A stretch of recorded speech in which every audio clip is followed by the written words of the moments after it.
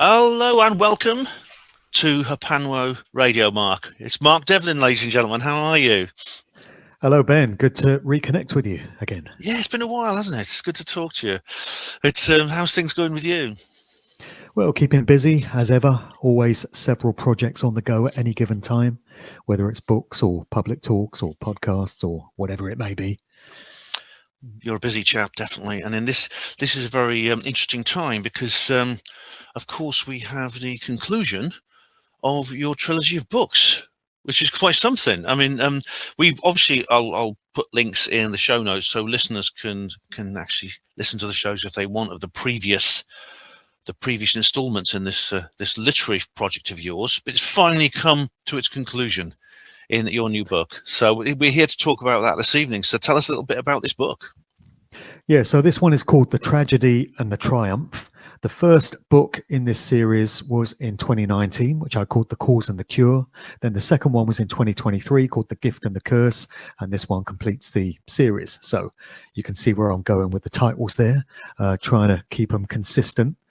And this one is set 30 years on from the first story. So the original one was set in 1990 and the early part of 1991, leading up to the spring equinox, actually. The climax of it all was the 22nd of March, 1991. And so we're just coming up to the anniversary of that. And the second one was set in 2001, so it's many of the same characters, only 11 years on. And this one is set against the backdrop of of spring 2020, March 2020. Bit of a slow month for news, that. Nothing much really going on in the headlines, you know. Yeah, I had a feeling you were going to cover this one. Of course, there's a lot to be said about that. Indeed, you cover it in the book. And you've got many of the same characters, of course, are much older now, but there's Verity and Keith and Max Zeal and Mate Pierce, and they've moved on. Their lives have changed. They've had children and things like that, and the children are part of the story now. And you've also got some new characters as well. And as always, I'm often not very good at spotting these things, but you have helped me out. It helped me out a little bit here. But they've got some quite interesting names, and sometimes you've got to go to the initials, haven't you? The initials of their names are actually the key. Well, that's right. So this story is obviously set against the backdrop of COVID, you know, those wonderful, lovely, glorious times that we all lived through. And so my characters are going through that now. And you can imagine what people like Max Zeal are making of being told to stay at home and wear a mask and shut down your business and such. He's meeting with the characteristic vitriolic rage that you might imagine. And so because the tone is, or could be perceived as fairly dark, particularly the tragedy part of the title. Ultimately, I think the story ends on an optimistic, uplifting note because I wanted that to be the case. I didn't want it to be all sort of laden with doom. But along the way, parts of the story are quite dark. So what I've done with this one is I've introduced a particular character to provide a bit of comic relief, you know, dark, sarcastic, sardonic, dry comic relief. And this comes in the form of Norman Peter Cocker. Initials, of course, NPC. He's known to his friends as Norm or Normie. And he's representative of the masses and the way they were behaving in those times, 2020. And I just thought I'd have a bit of a laugh with this guy. So he does things like not just wear one COVID mask. No, that's not enough for Norm. He wears 3. Because he doesn't think the government are going far enough in saying you should wear a mask. So he puts a mask on his pet poodle as well. His dog is called Muggles, and he insists on masking up his dog.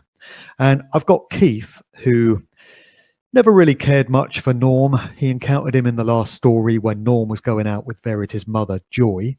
And they've since split. Well, actually, Joy has died by the time of this story. But Norm is still around. And Keith encounters him one time in Tesco in Cowley Road at a time when people have been told they should only go grocery shopping once a week. So, of course, Norm follows this to the letter and he's out for his weekly shop and Keith's in the store. And not only is he not wearing a mask, but shock, horror, crisis, Keith is walking the wrong way along the fruit and veg aisle. So there are arrows showing you where to walk, and Norm's following that. And Keith comes walking up to him the wrong way in the supermarket. So Norm panics, of course, thinks everyone's going to die instantly, picks up a carrot to kind of try and keep Keith at bay. And then a little bit later, Keith decides to have a bit of a laugh. He's bored one afternoon. So he goes round to Norm's house and he kneels down at the letterbox and calls through and says, "Mr. Cocker, this is Oxfordshire Emergency Health Services. We've identified a dangerous new variant of COVID, which is flourishing, particularly in your street, and the epicenter of it is in your house." And Norm panics. He's like, oh my God, I don't believe it. I'm going to die. And he's like, no, don't panic, Mr. Cocker. What we need you to do is drop to your knees, because this particular variant only flourishes at 3 feet and above. So as long as you stay 3 feet down, you'll be okay. Now, I need you to crawl to your kitchen. Do you have any masks there? And he's like, yes, I've got 3 boxes. Right, good. I need you to crawl to your kitchen, get the masks, and then crawl back to the letterbox. So Norm does that, and he hears nothing. So he dares to peer through the letterbox, and there's Keith taking a piss in his front garden before he walks off laughing. So that's one example of a bit of comic relief that I've got in there, just to try and lighten the tone a bit, you know. It's necessary, yeah. And I love the bit where he watches internet pornography, but he can only get turned on by the women in masks. It's hilarious. Right. That's right. Yeah. That's a big turn on for Norm. So he phones up Babe Station and he says, "Can they be wearing masks, blue masks?" And preferably 2 masks, please. Oh, yeah. I mean, I suppose he's a bit of a straw man, but it's sad to say there were people like that. I mean, the scene in the Tesco's, I mean, I actually sometimes go into that shop myself, and I remember very well the horrible atmosphere. It was like some kind of seedy nightclub with these security guards, like bouncers outside the door and things like that. And it's hard sometimes to realize that sometimes I think to myself, did this really happen? Because the mainstream media is trying to make us forget it. There are no documentaries. There's almost no history about those two odd years of our lives that we lived through. Yeah. It was a strange process putting this story together, actually, because I sort of forced myself to relive it. And in many ways, I would never have wanted to go back to those times and think about them again. But on another level, it's very important that we don't forget. It's very important that lessons are learned from this. Otherwise, there's a very good chance that a similar scenario could come along again with similar outcomes. So I've kind of transported myself back 6 years in putting this story together, and particularly the soundtrack as well, which we might talk about, because my novels come with their own movie style soundtracks. So I've been very much wallowing in 2020 nostalgia, if that's the right word for it, and just remembering what was done to us in those times, the absolute outrages, because I've researched speeches from the likes of Johnson and Hancock and Whitty and Valance and people like this, Fauci and Gates, which were very real at the time. And just looking at the words again and the way they were addressing the public and the lies that were being told and the gaslighting and the psychological manipulation that was getting done, the weaponization of psychology, is just utterly disgraceful. It's outrageous. No wonder people were getting mad, or some people were getting mad in those times. So it's very important that we don't forget. It's very important that we take this warning, this lesson from history, and hopefully in some part this story will serve that purpose. So on the surface level, I hope people will find it to be a gripping and thrilling story like the others. But as ever with these stories, if you strip away that surface layer, you find so many other aspects to the narrative. There's a lot of truth in there. That's why I refer to it as truth fiction. I think we should have a new genre within literature called truth fiction, because there's ways that you can get across great teachings, great truths, great knowledge under the guise of fiction. It's not necessarily fiction at all.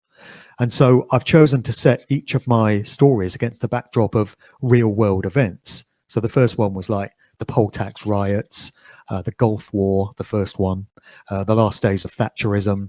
Then the 2001 story was, of course, the events of 9/11. And this one is set against COVID and the that's where I've left the story, really. I do have an epilogue, which is set slightly in the future. This is set in August 2026, so a few months on from now. So there's a bit of time travel going on there, but it all makes for interesting literary devices, I find. Definitely, yeah. And it's the idea of truth fiction is actually not a new one. I mean, it's you're right that it's a good idea to call the genre that, but of course the genre already exists. I mean, and you can indeed, it just needs a name, doesn't it?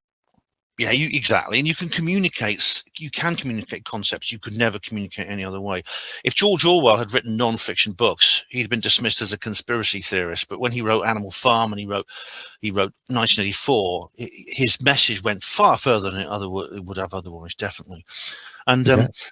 yeah, and then you're right, the need to remember the COVID era and what happened and all the things that were done to us, the incredible brazen and completely open deception that the state carried out against the people across the world, in most countries of the world, it was extraordinary.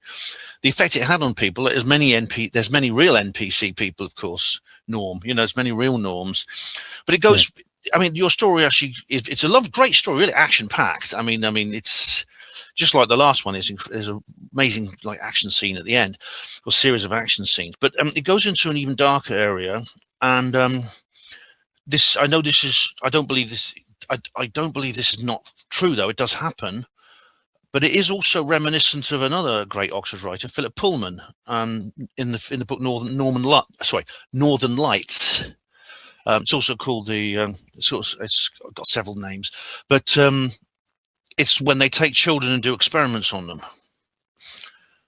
That's actually, I mean, it's quite harrowing, this element of the story, but tell us a little bit about that. Yeah, I'm not really familiar with the writings of Philip Pullman. I really took my inspiration for this aspect of the story from the Netflix TV show Stranger Things. I'm not a big TV watcher, but I did get put onto this show a few years ago. And what I liked about it is the fact that, as you were saying, works of apparent fiction often present great truths under that guise.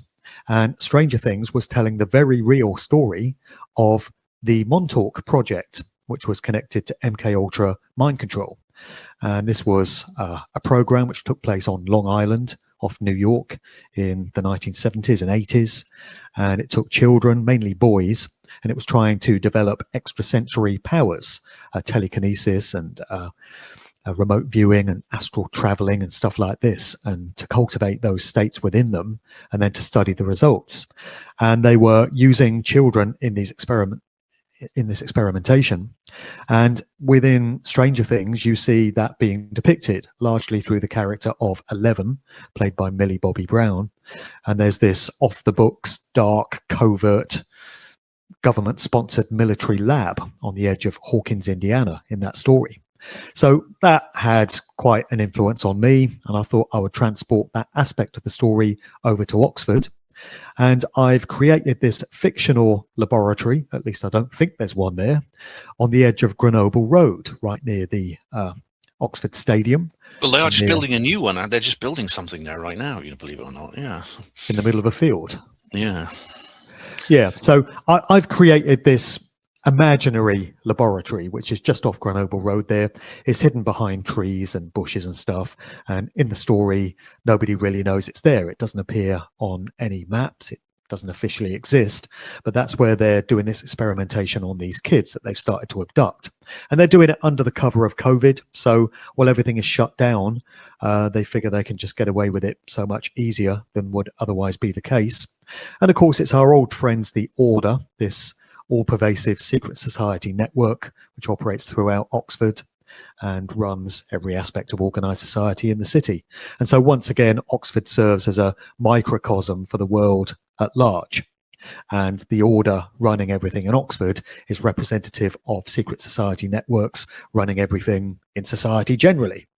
And there's a scene where after the COVID lockdowns have been announced, the Order get together for a good old knees up and a good old get together in Brasenose College in like a hidden room at the back of Brasenose College, and at a time where everybody else is sheltering in place at home and people like Norm are terrified of these variants and spores getting in through their letterbox, this lot know it's all bollocks, they know it's all a scam, and they're just having a good old party, and the champagne is flowing, and then the party takes on a rather darker tone, sort of in the vein of Stanley Kubrick's Eyes Wide Shut. So that's going on.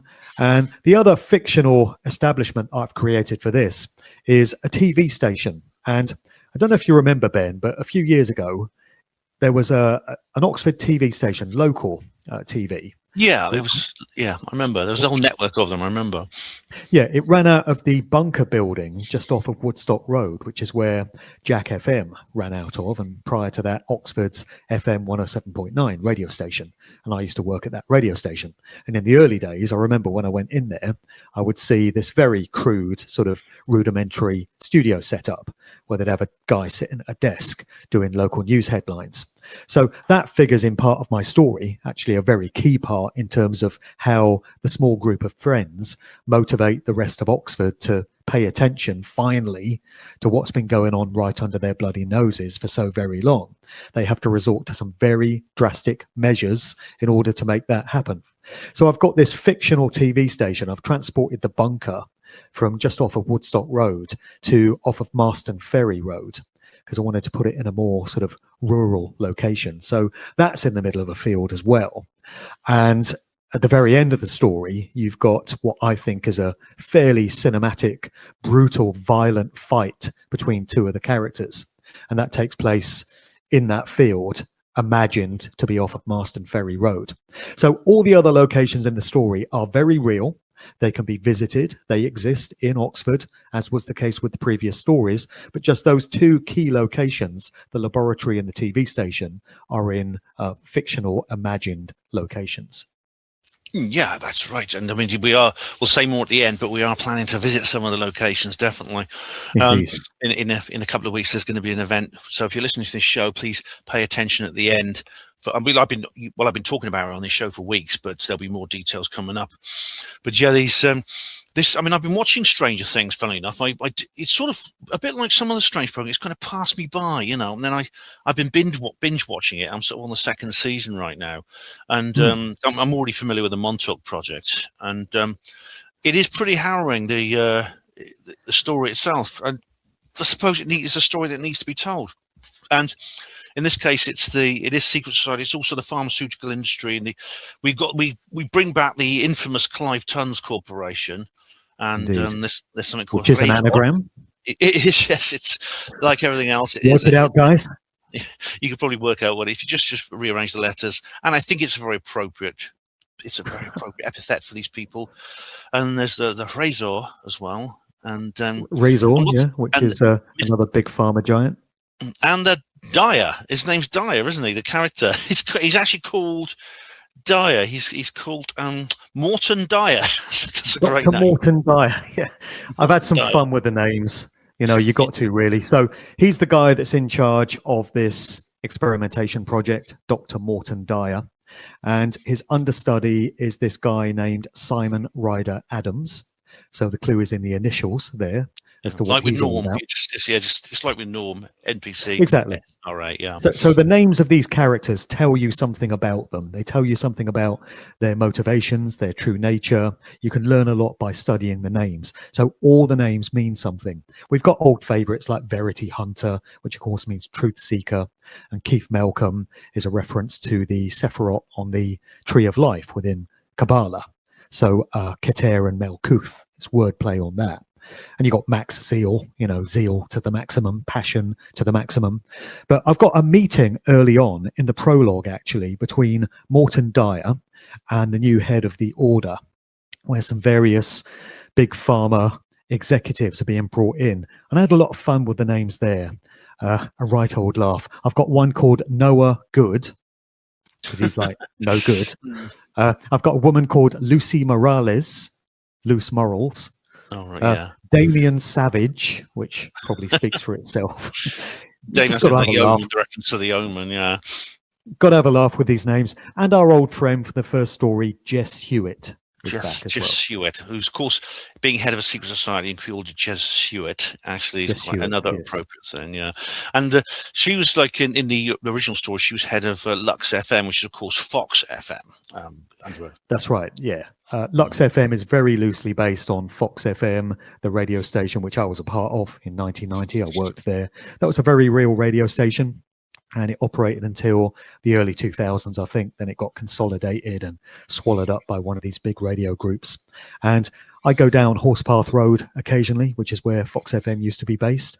And it's now some sort of company offering heaters, like, domestic fires or whatever.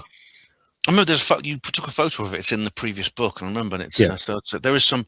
But I hope people who, if you're ever in that area, do remember its illustrious past, because it used to keep us all entertained in Oxford in those days.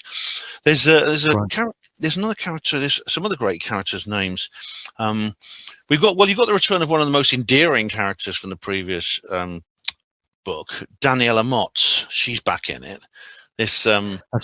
Amazing young lady who she was really quite extraordinary, because on the one hand she's just she's very autistic and therefore doesn't pay attention to her. She doesn't like wash up her clothes. She doesn't wash her clothes or her foods and plates and things like that. But she's incredibly intelligent in many other ways, and very, very has an amazing mind.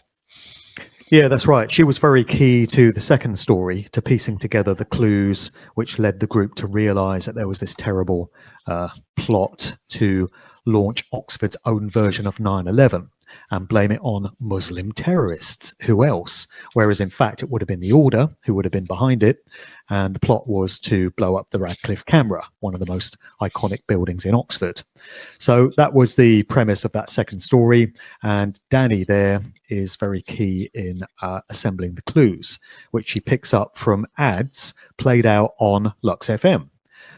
She realizes that there's coded communications going on in these radio ads. So her name is meant to be taken in the French, so it's Dani, D-A-N-I, but it's very close to don, the French word for in. And then her surname is Mots, which is mot, plural of word in French. So her name literally means in words or in the words. So that's her clue. And in the new story, obviously everyone's aged a bit. So Verity and Keith and them were in their 20s in the first story. In this one, it's 30 years on, so they're in their 50s. And Danny was very young in the second story. She was 21, and she's now 40. Time marches on for all of us. And so she's getting a bit cynical and jaded and world weary, as we tend to by that sort of point in life. And I won't give too much of it away, but there are some surprising things that have gone on with some of the characters. And we got May Pierce as well, who's the other main female character who's been with us since the first story. And also we've got Verity and Keith's daughter, Hope, who plays a much bigger part in this one.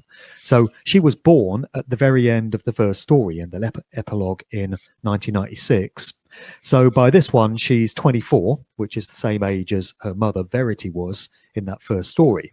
And I've given her quite a lot to do. So she's become a social media influencer. She's big on TikTok and YouTube.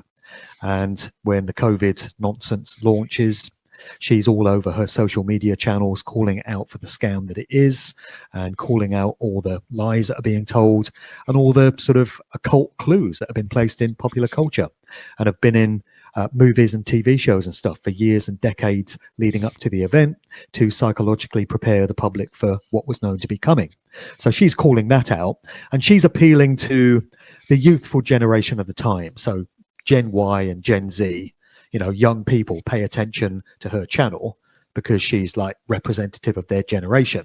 And then you've got Max Zeal, who's 63 by this point, and he's still hammering away at Generation X, still trying to get those older hearts, minds and souls. So you've got these two social media influencers, each doing it in their own individual ways. And another thing you've got is people might find it useful to be bilingual to navigate their way around this story, because you've got Hope in 2020, but I've also got some flashbacks to 2010. So the timeline sort of jumps around a bit between 2020 and 10 years earlier, 2010. So readers will have to stay vigilant to make sure they're in the correct timeline. So in 2010, Hope is 14, and she's got her friend Jenna Y, whose name is shortened to Jen. So Gen Y, representative of that group. And there's this roadman character named Rowan Dunford, and his name is shortened to Roe, and his last name is D, so it's like Roe D, Roadman. And he speaks in this sort of street slang, which is very popular in urban areas. And it's been adopted in Oxford. You know, I walk around the streets of Oxford. I hear young people talking in this way. He's like, "Yo, fam, ain't even joking, blood. You know what I'm saying? It ain't even joking, cause, you know, keeping it real, fam," and all this sort of talk, which befuddles older generations because it's like Yeah, sounds whole weird. New language in itself. And you have entire conversations taking place between Rowan and Hope and Jenna in this curious kind of mashup of English and Jamaican patois and other sort of influences. So yeah, you can learn to speak roadman if you read this book, basically. Is that what it's called, roadman? I did wonder what, because I've heard that too. I've heard that kind of dialect as well, and it's becoming more popular. Yeah, definitely. Sort of, I think it emerged out of South London, but it's kind of spread across the country. And exactly, it's interesting, like that. These are the kinds of people back in those days in 2020. I suppose what Hope and Max were doing would be called misinformation. So they're kind of like the purveyors of misinformation. Do they? I mean, I bet that. I mean, I haven't actually, because I've read the synopsis, not the entire book. Do they get banned, or do they get problems from TikTok and YouTube and things like that? Oh yeah, they're constantly getting deplatformed. So I've got a scene where Hope and Jenna, they're out all the time because they can't stand to be indoors. They're being told they've got to stay at home, but they're getting cabin fever, and there's nowhere they can go because it's not like there's any cafes or bars or pubs open or restaurants or whatever. So they just go and hang out in the park. They go to Florence Park.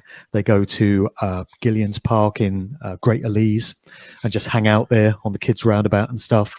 And there's one point where Hope is checking her statistics, her viewing figures for the TikTok live she did the previous night. And she's like, I don't believe this. I don't believe this, fam. I've been deplatformed. They got rid of my channel, man. I can't believe this. And Max is getting deplatformed as well, as so many of us were. So it's just true to the detail of the times. If you were putting out that sort of information, your channel probably would not last that long. Oh yeah, I mean, I've kept my channel, but I did have loads of videos banned. I had loads of them just deleted. But like your characters, I just put them on BitChute, Odyssey, Rumble, and other places. Exactly. You can always ways around it. Places. Yeah, there's all techies. That was kind of the golden age of alt tech. I think the 2020 and during the COVID era, that's when they really took off. Yeah, and there's sorry, carry on. Yes. Sorry, I had to do a bit of technical research for this one as well, because, again, I don't want to spoil this aspect of the narrative, but there's a reliance on technology and technical know-how, which finds its way into the narrative. And I had to do a bit of research and consult a few people as to how this particular task might be achieved, because I like the detail to be as accurate as possible. I try and make the story as authentic as it can be. So I also had to do a bit of research into to get familiar with ways in which you should speak to a police officer, ways in which you can assert your autonomy when addressing a police officer.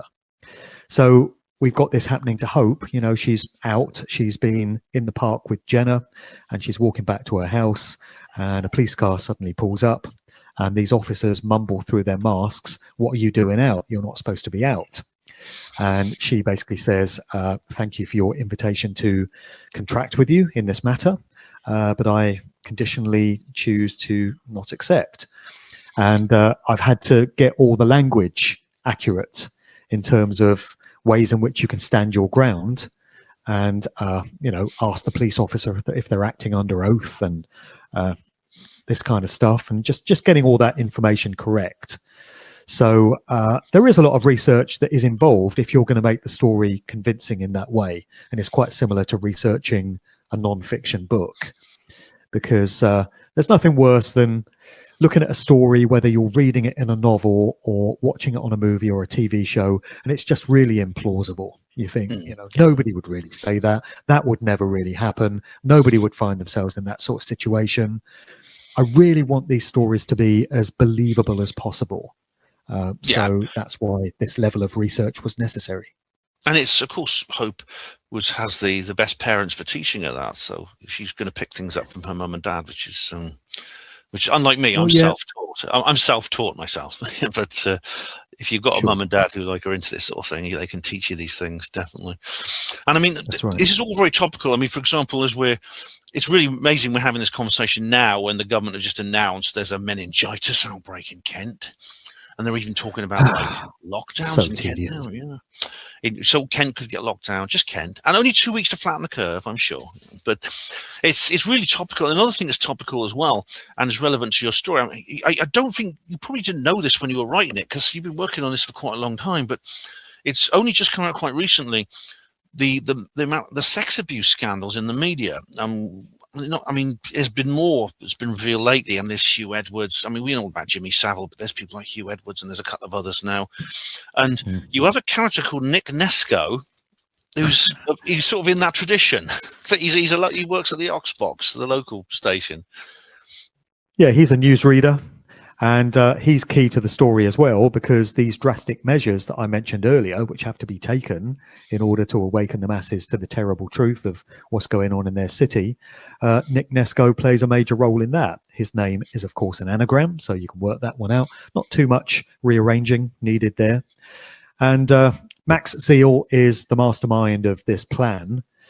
Basically, you've got the same 6 characters that put down the previous power grab or attempted power grab by the Order. So it's Verity, Keith, Max Zeal, Drew Hunter, who's Verity's cousin, May Pierce, and Danny. And the same 6 find themselves having to reveal the truth about what's happening at this off-the-books, edge-of-town laboratory. And they're just wondering to themselves what it's ever going to take for people to face up to what's going on, and to even get the message out there in the first place. When they keep getting deplatformed, doesn't exactly make it easy. So they're like, how do we actually alert people to this, and how do we prove that it's going on? Because if we just make these wild claims, nobody's going to believe it. And they realize that the only way people are going to face up to these uncomfortable, terrible truths is literally if they appear on TV. And then they're like, well, the TV stations are never going to broadcast truth. And Max is like, well, not through choice. So we have to take the choice away from them. And it's realized that it's going to take somebody like Nick Nesco, who's a very well-known TV news anchor. Everyone in the city knows his face. He's a local celebrity. So if somebody like Max had popped up on everyone's TV screens and said, here's what's going on, you need to pay attention, people would be like, who's this crazy guy? Never heard of him. He's talking nonsense. He's out of his mind. But if Nick Nesco, respected news broadcaster, pops up on their TV screens and says, pay attention, here's what you need to know, then people are going to sit up and take notice. But how do you get somebody like Nick Nesco to cooperate with that? Because he's not going to do it through choice. So again, that choice has to be taken away from him, and he has to be forced to cooperate. And that's where these drastic, desperate measures have to be taken. And it's a bit of a dark aspect to the story, but if this type of thing is ever going to happen in reality, then it's going to take something desperate and outrageous like this. A real dark night of the soul, you might say. You have to go through the dark night of the soul to emerge the other side. And I mean, the irony is that the way Verity and Keith and the others, they control Nick Nesco is I won't put any spoilers here, but I'll avoid those. But the very same method they used to control Nick Nesco is the one used by the establishment to control the media personalities as well through, like, Exactly. we know that from the Epstein network and things like that. They control them through blackmail, through vice, and there's an entire class of people in the media now who are just reading scripts because they dare do nothing else. Yeah. Their lives will be destroyed if they don't. Nick switches sides, basically. You know, he's being blackmailed and held to ransom by the Order first off, and then he gets made an offer by the group of friends, which he can't really refuse. And he's told, you know, you're playing for the other side now, Nick. You've switched allegiances. You're still being blackmailed, but you're being blackmailed by the right side now, pal. You know, you might just redeem your soul. You never know. And the timing is interesting, as you mentioned a bit earlier, because I started writing this in about October. And then, of course... All right, ladies and gentlemen, we're going to take a little break and come back to this particular interview with Mark Devlin. Hope you're all enjoying it. We've got very interesting conversations in the chat about everything, as always. Very lively chat box tonight. Roger is here now. Slightly late, Ronnie Barkey style, but it's great you're here, Roger. Thanks for joining us. He's had a medical problem too, which I won't describe, but Roger, I hope you get better soon. So what we're going to do now is we're going to play a little tune. If you'll like this one, this is another part of the soundtrack that Mark has chosen for his book, but this is one of the novelty ones, one of the novelty cover versions, and you'll really find it funny, and it's very appropriate. So have a listen to this.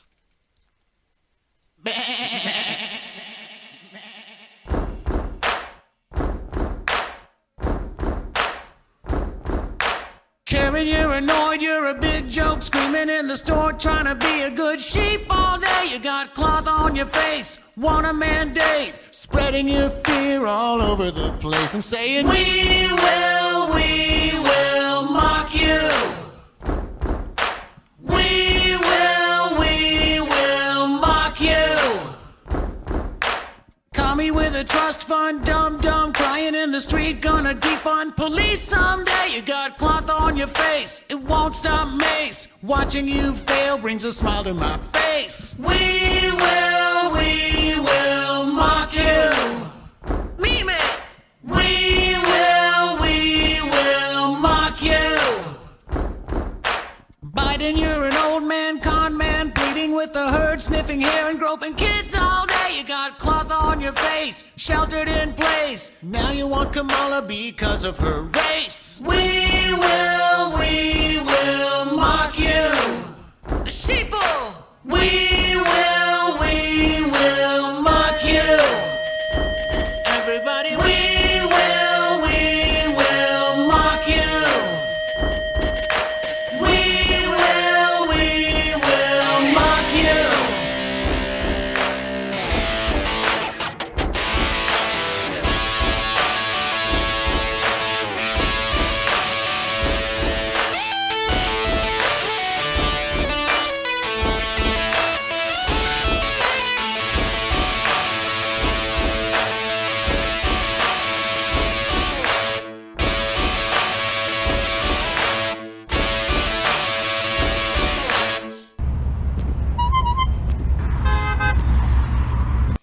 And that was, of course, a cover version of Queen's We Will Rock You. And it's called We Will Mock You, and that's by Media Bear.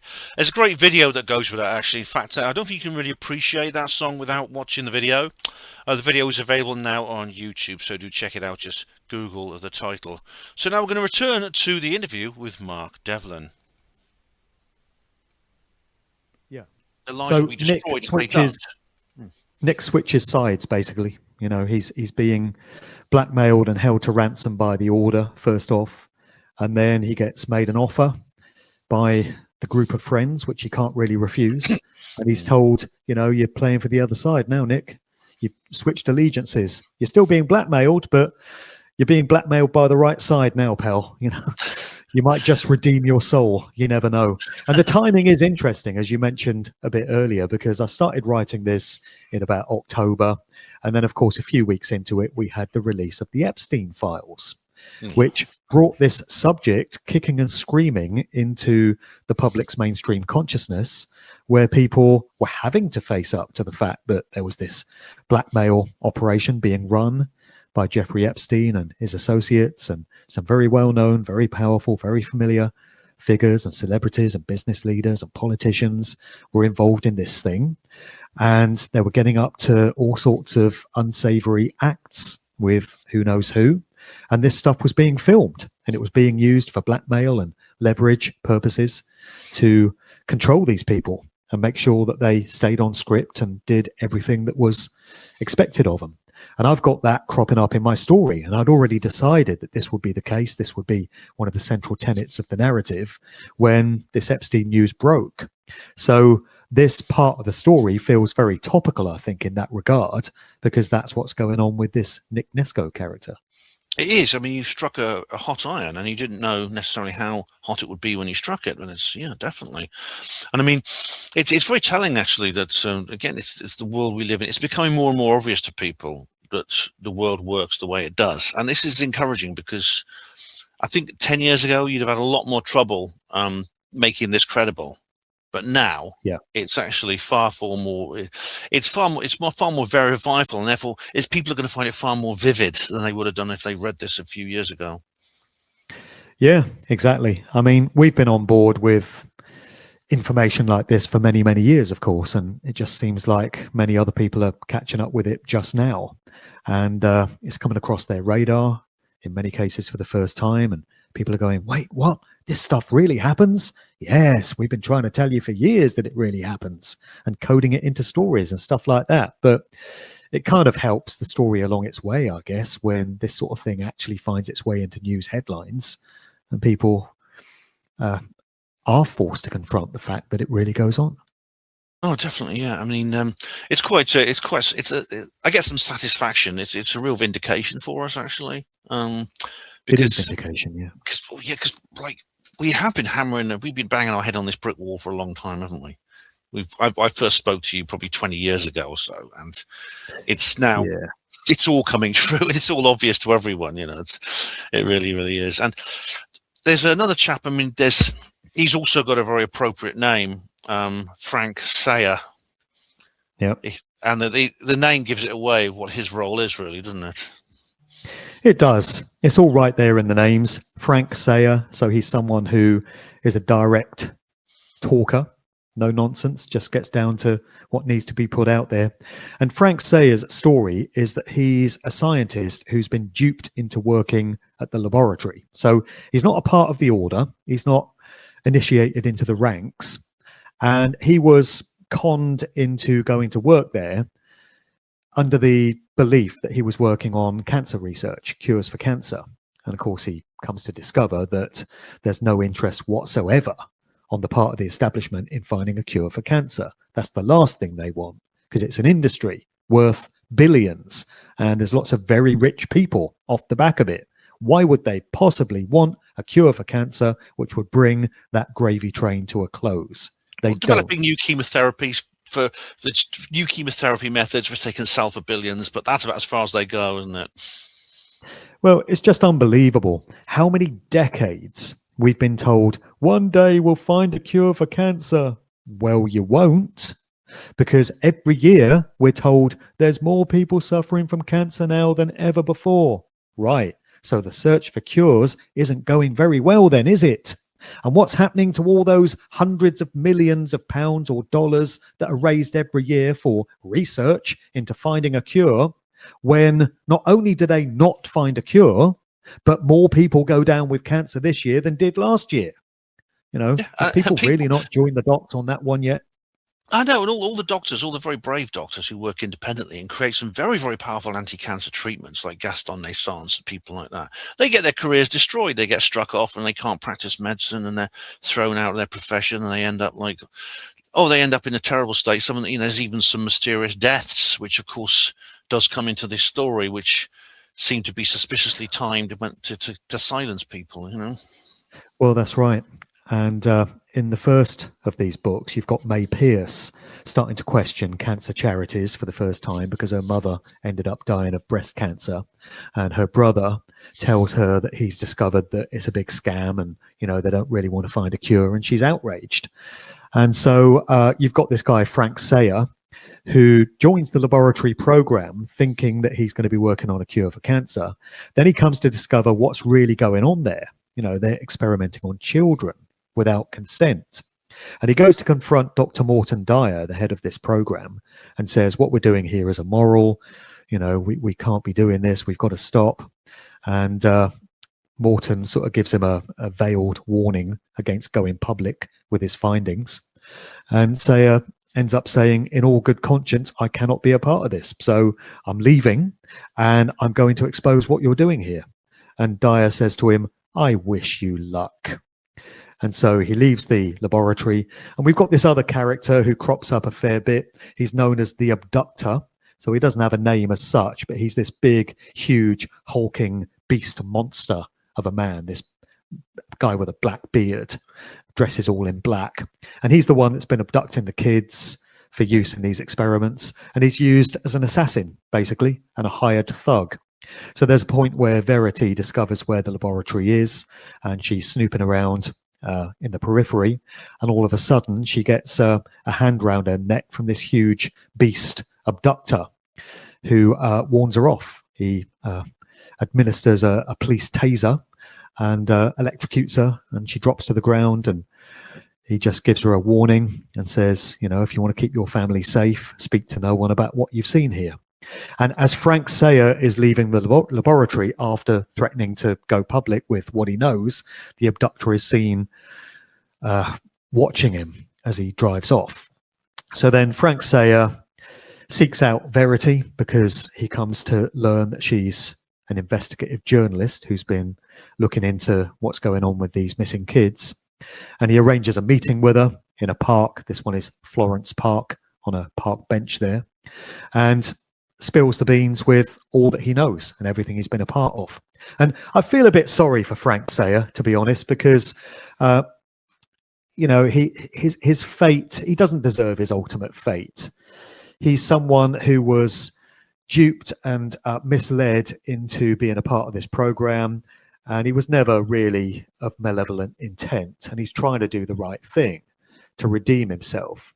And then you've got somebody like Nick Nesco, who's into some really bad stuff, and Nesco is offered the opportunity to redeem himself, and he gets packed off to Heathrow Airport. So at a key moment when he has to, Keith takes him to the airport and just says, get on a flight somewhere, anywhere, just get out of here. You do not want to be around in this country tomorrow.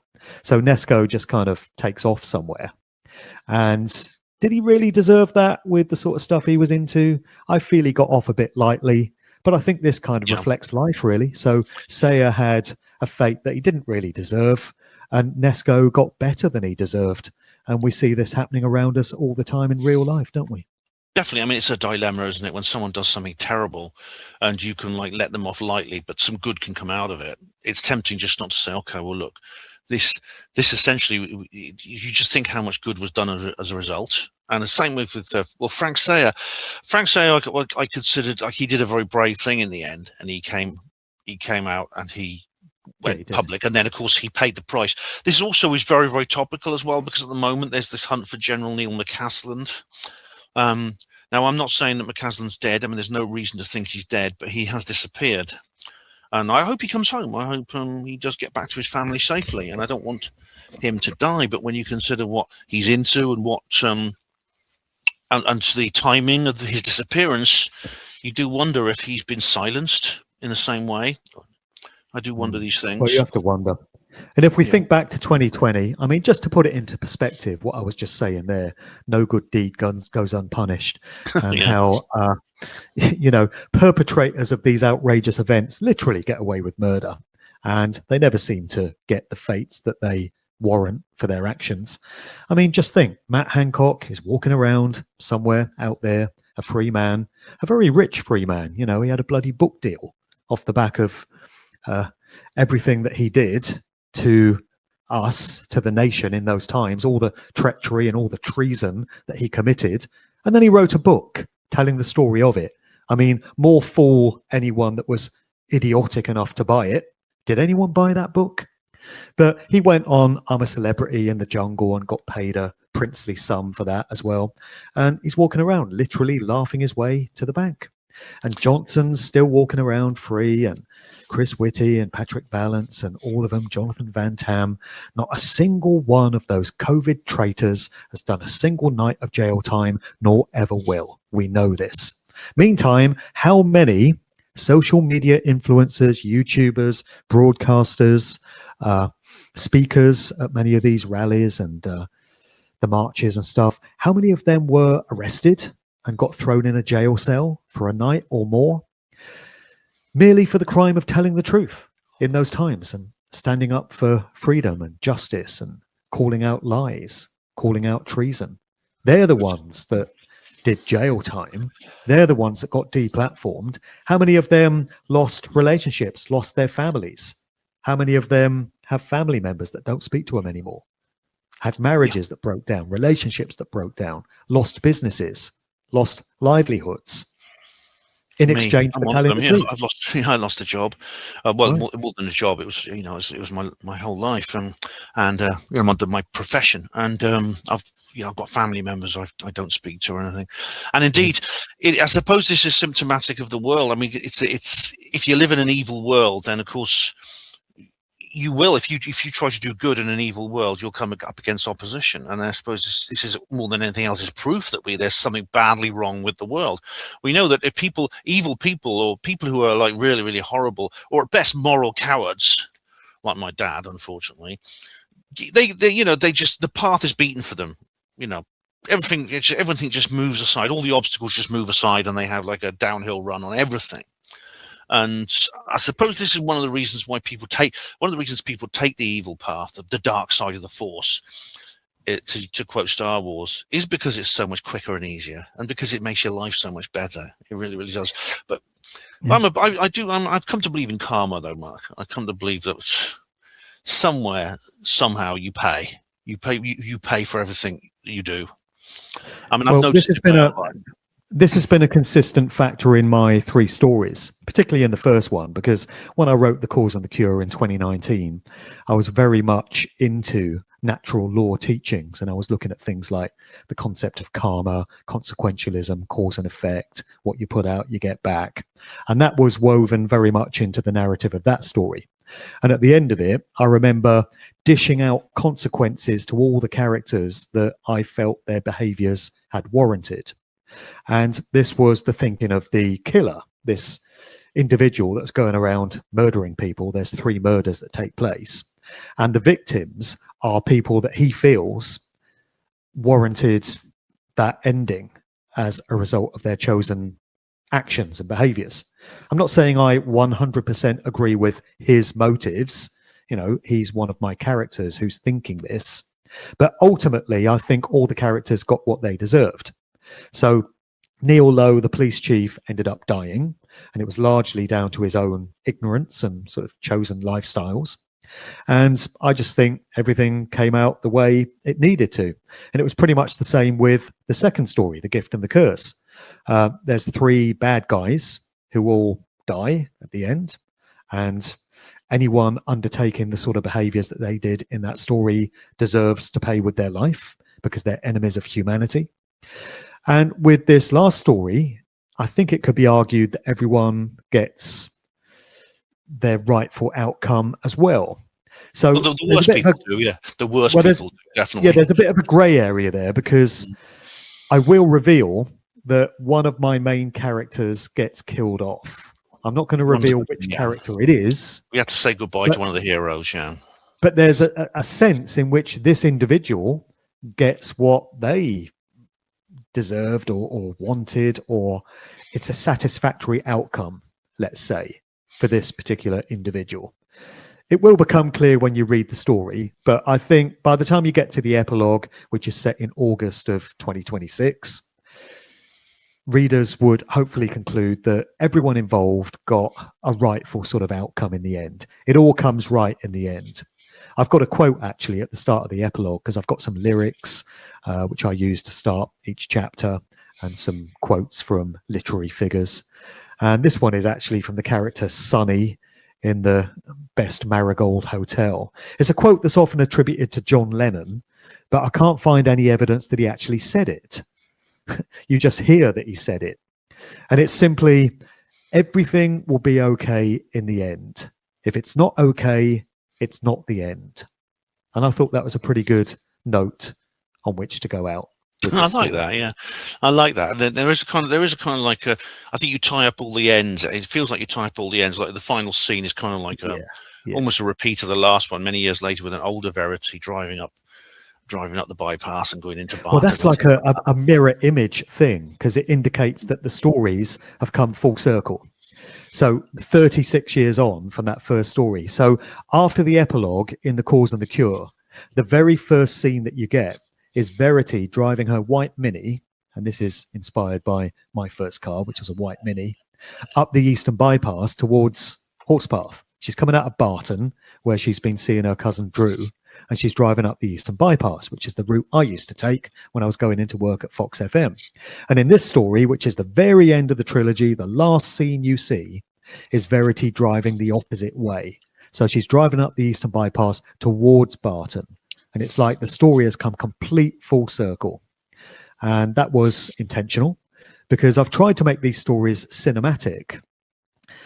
Right from day one, I wanted to do that. I've imagined these stories playing out as films, what they would actually look like on the screen. So that's why I've got things like the car chase and The Gift and the Curse. That was inspired by the car chase out of Bullet and The French Connection very much. And I've got the chase through the streets of Oxford in The Cause and the Cure between the perpetrator and the assailant. And then at the end of this one, I've got this brutal, vicious fight between these two guys in the field off Marston Ferry Road. And this fight scene just goes on and on and on. It's a bit like the fight scene out of They Live, you know, where Roddy Piper is beating the shit out of the Keith David, the black guy, and they're beating the shit out of each other. I think that was sort of subliminally playing in my mind when I constructed this scene.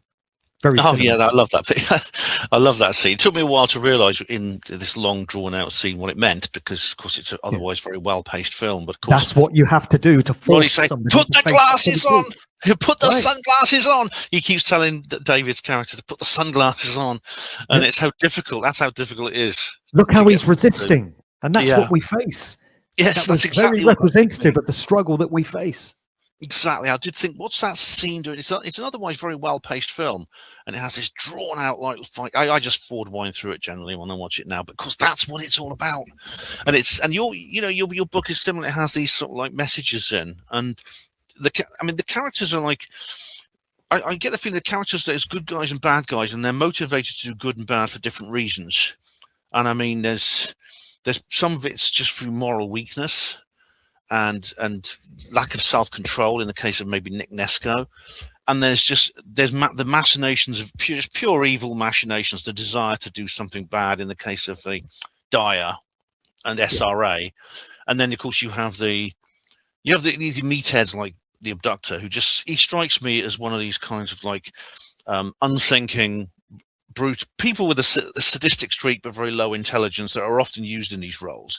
And I know you haven't read it. You did say you had not read it, but in Philip Pullman's Dark Materials, there's these people called the Gobblers who actually do take the children, and the Abductor reminded me very much of those.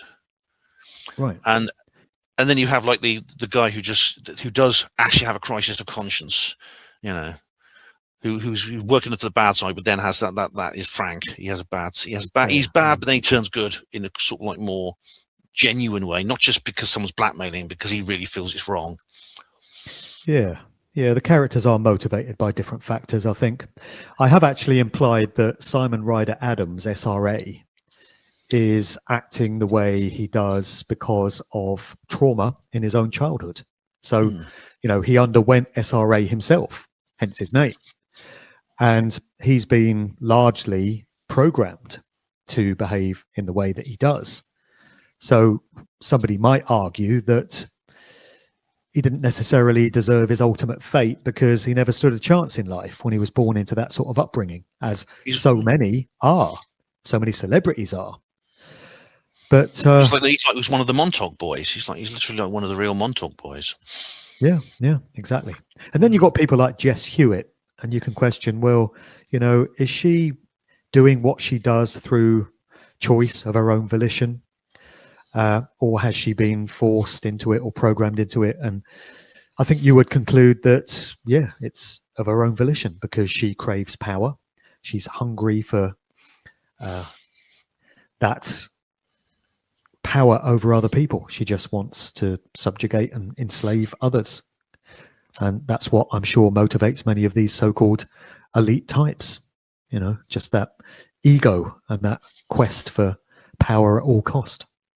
Oh, there are many people like that, including, much less senior people, like the horrible foreman at work and things like that. You get these everywhere. There are others, I think, like who get involved in things like secret societies and the pharmaceutical industries and these agendas, possibly because they've convinced themselves that it's necessary, and they have like a kind of like fake altruism about them. For example, well, it's a horrible thing to want to reduce the human population to 1/10 of what it is, but if we don't do it, the world's going to die, and so we have no choice. Well, do you remember what people used to say in defense of Bill Gates's comments made at that TED talk in 2009, where he said, if we do a really great job on vaccines, we can reduce the world's population by maybe, I can't remember the figure he puts on it, but what does he say? I remember that. Yeah, I remember that. Well, he's talking about significantly reducing the world's population. Yeah. And how would a vaccine fit into that? Yeah.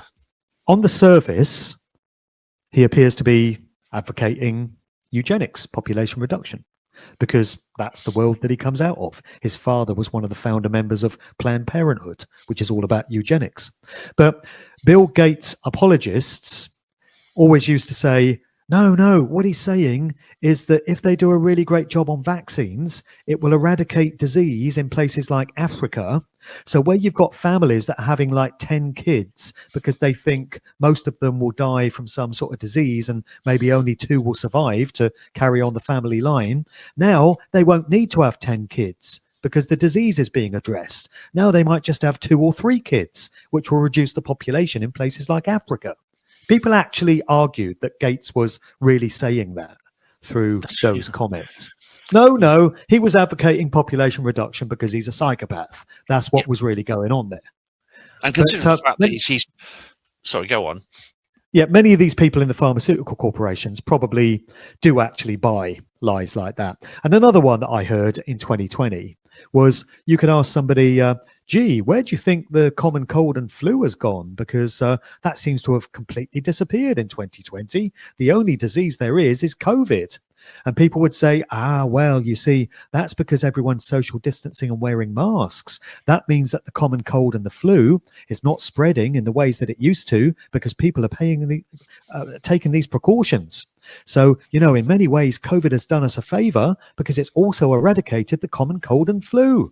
People actually believe that.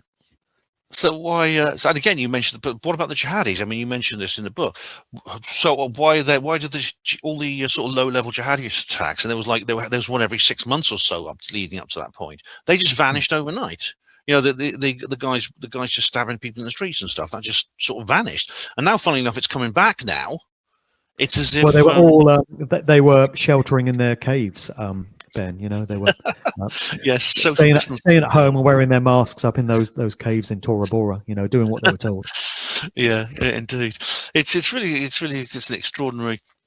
It's an extraordinary thing. I forgot what I was going to say now, but it's. Sorry, I'm just trying to think of it. I was going to say something. I can't remember what it was. It doesn't matter. It'll come back to me. But I was just going to thinking that we're now. What's really interesting about all this is when is the book released? Is the book coming out very soon?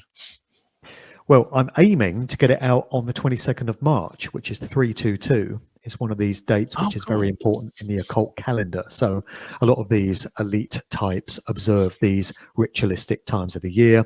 This one is connected to the spring equinox, and they launch many of their psyops and their stunts around this time of year. So every year there's something. I mean, they've kind of got ahead of the curve this year with the Iran situation, launching that a few weeks earlier. But if you pay attention, every year around the time of the spring equinox, something happens. Some sort of war, some terrorist attack, some psyop of some variety or another.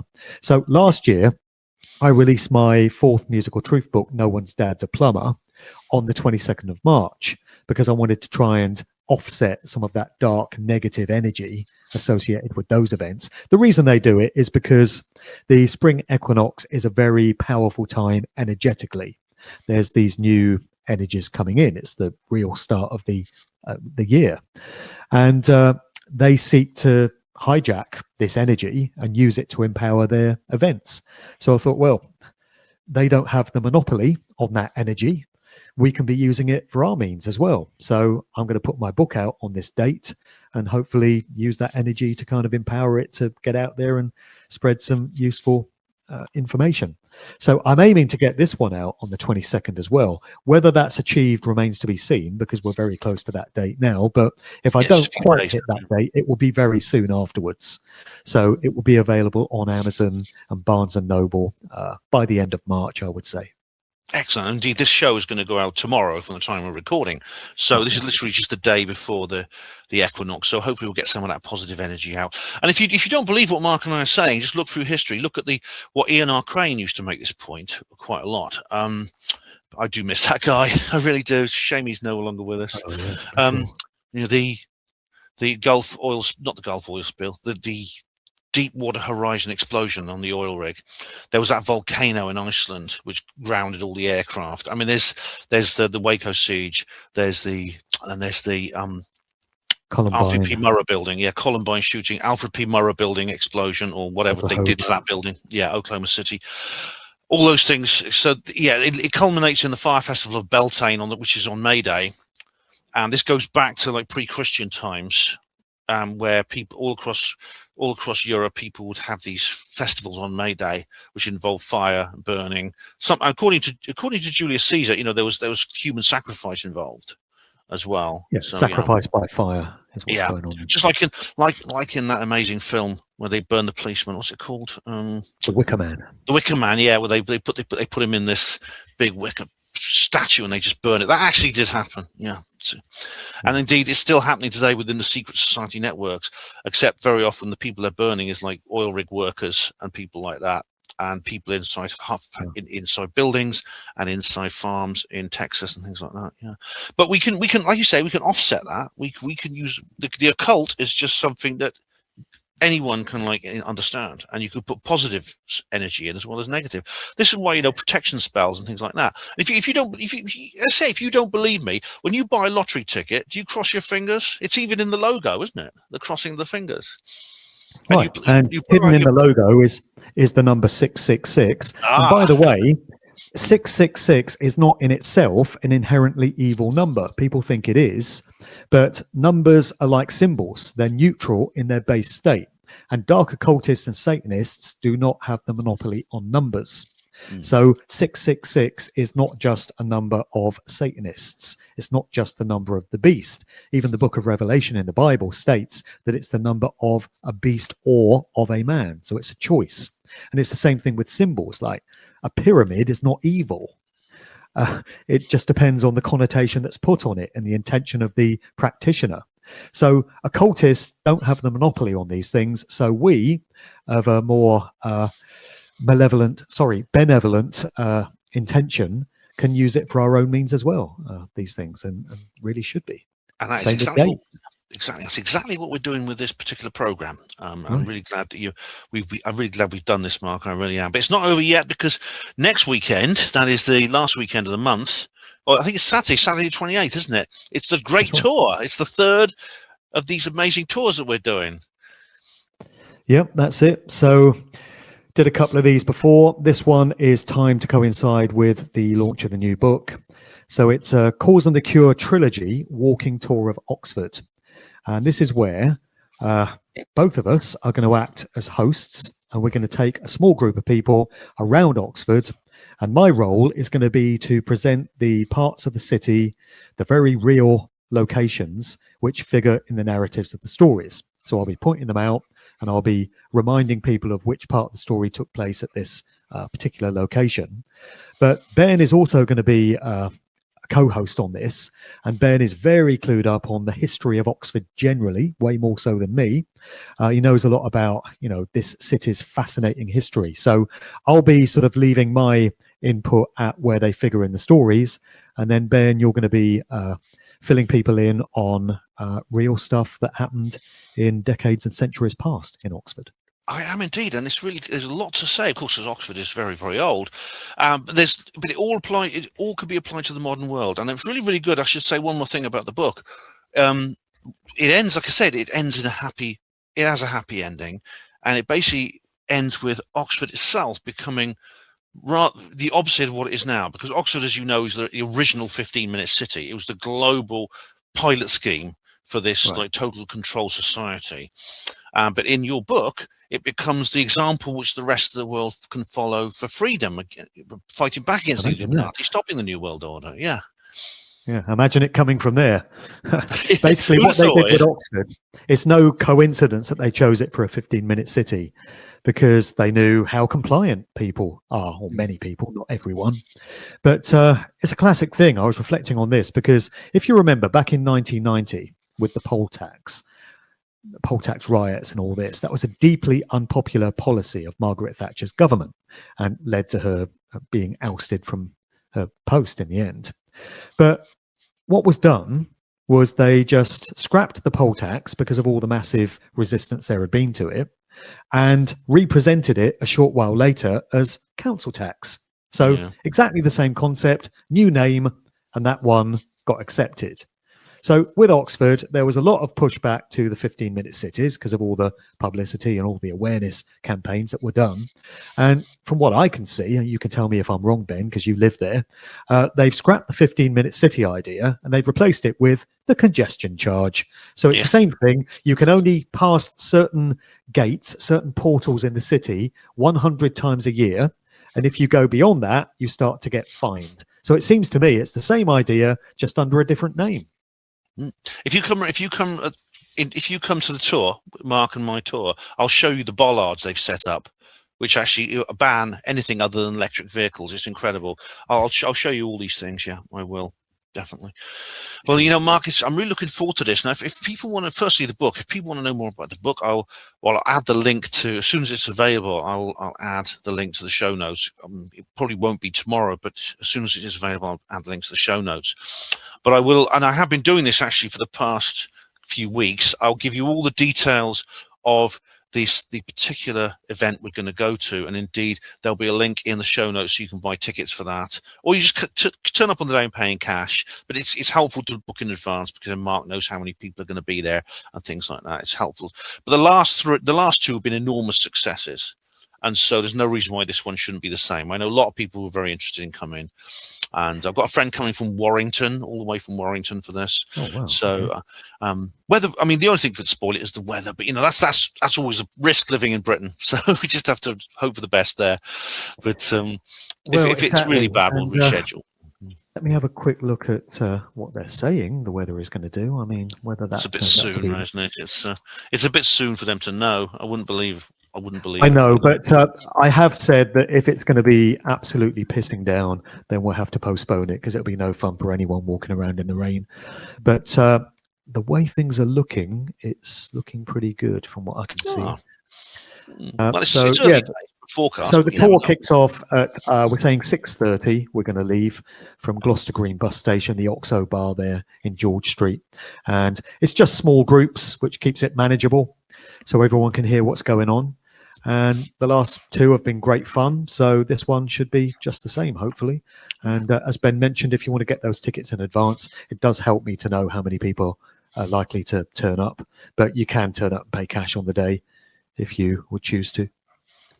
Well, I'm looking forward to it enormously. And please, listeners, go to the link in the show notes. Get your ticket for this event. Get Mark's book as soon as it comes out. Let's put some positive energy into the Earth's energy field. Just offset this Illuminati darkness. And we've certainly done that this evening. So, Mark, Devlin, thank you very much. It's been good to talk to you again. Yeah, no worries, Ben. Thanks for getting me back on. Appreciate it, mate. Anytime. Really great. See you soon. Great stuff. See ya.